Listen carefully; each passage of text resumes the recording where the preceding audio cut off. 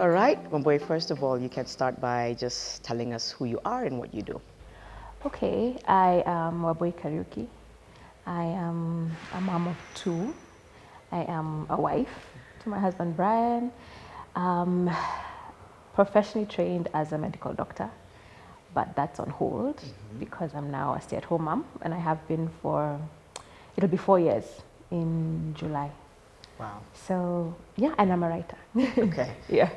What was that transition like for you to decide to put things on hold and say, I'm going to stay home with my children? Strangely enough, when we got pregnant, my husband and I really wanted one of us at home. And it was automatic. It was not something we discussed like before we got married or even the first 2 years when we didn't have kids. I was actually doing my master's in those first 2 years. But when we got pregnant, the closer and closer we got to delivery, we just felt together that one of us should be at home. And it was a simple decision to make. I wasn't like coerced or anything, but it wasn't easy to do. So it was a choice I made wanting to do it, but it was hard. It was hard answering the questions, especially from friends and family who just thought I had kind of lost it. It was hard not making any more money, which I had gotten used to doing. It was hard like bumping into old classmates or anybody pretty much, and they would ask me, so where are you working now? And I'd have to keep rehashing this story, and everybody would get it. Okay, so you're just at home. What do you do?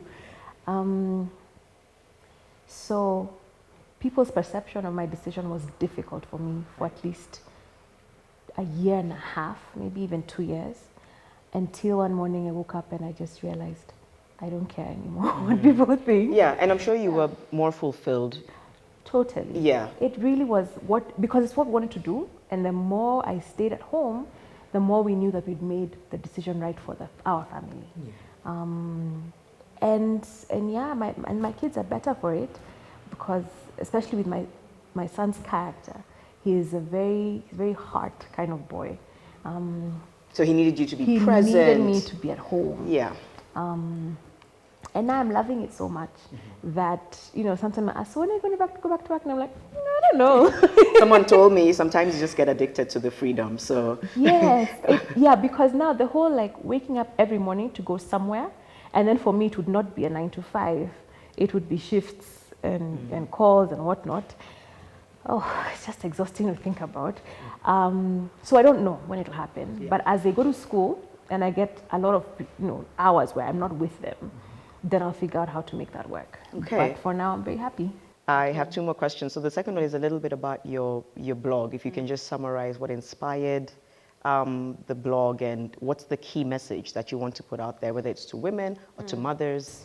Okay, so my blog started as a form of therapy for myself because I developed postpartum depression with my son, and it was quite severe.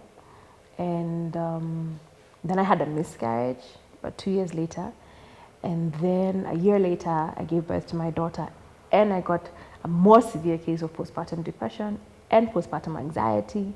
And so when I started to make my way out of all of that, I just felt I needed to write, because I've always liked writing. I just didn't write for anyone to read. And also because it's 1 in 4 women that this happens to.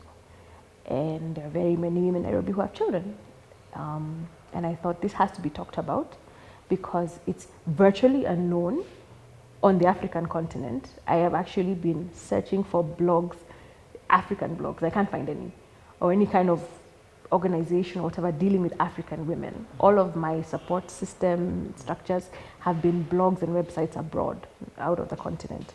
So I saw a need, and a huge need, because we suffer literally in silence.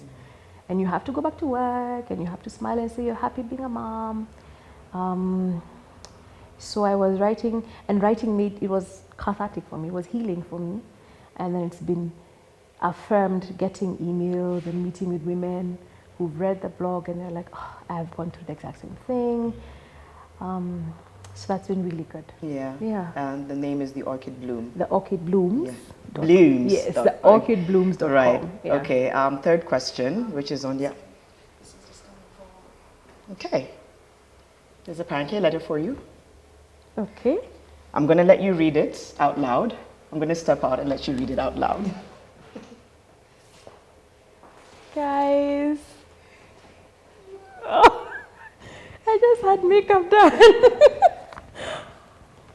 Sure. Okay. It's from my brother, Isaac. You want to read it out loud? Okay, all right. Dear Wambui, first, apologies for the random do-sit paper. Do-sit. I couldn't find any other in my tiny house. Secondly, however, random this task is, I will always jump at an opportunity to tell you just how much you mean to me, how much you inspire me, and how great of a big sister you are, and you always will be. Growing up with you in Kahawa was always awesome. No one would admit, but you taught all of us how to be part of the cool crowd. I'll never hear that again. We had the opportunity to witness cool kids come over to visit you, call the landline to speak to you, and some even sent you scented letters. I don't remember that. I honestly believe that you made me a more sociable person because I too wanted a cool kids to visit me, calls and scented letters.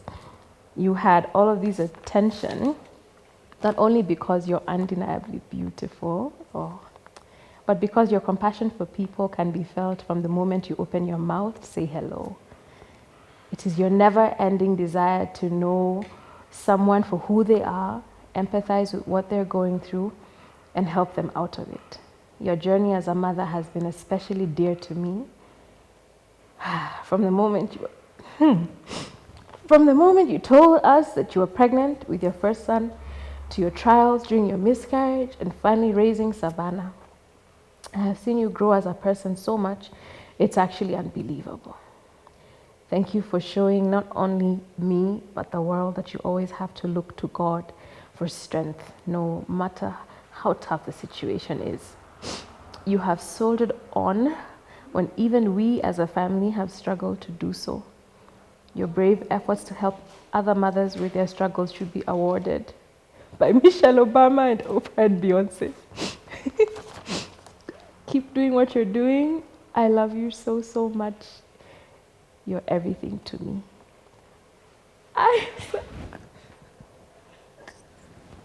You guys. Okay.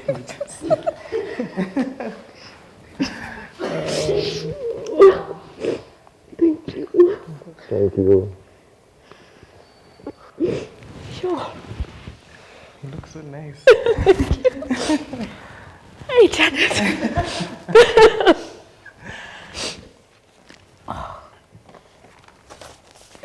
This is so Oprah. I don't know what to do. So Oprah. So, Oprah. So I'm going to walk back in now. Hi, how are you? What an amazing brother you have. Okay, I'll sit here. This is your moment. This is your family moment. So obviously you love and admire your sister so much. What is it that you felt you needed to tell her? Why was it so important to write this message for her on Mother's Day? Well, I mean, she's always been like the pillar of our home. Yeah. Aside from parents, of course. But every time she walks into the house, there's just this joy that fills the home. Everyone from myself to the pets. To the pets. It's in a better mood when she walks into the house. Yeah. And just seeing how she's done the same thing in her home with her husband and with her children has been just a joy to watch. Yeah. And when she decided to start her blog, all of us were like, whoa, Yeah. it's a really brave thing you're doing. Right. And it's just been really amazing to see the joy it's brought to other mothers around the world. Okay. So. Wambui, you didn't see this coming.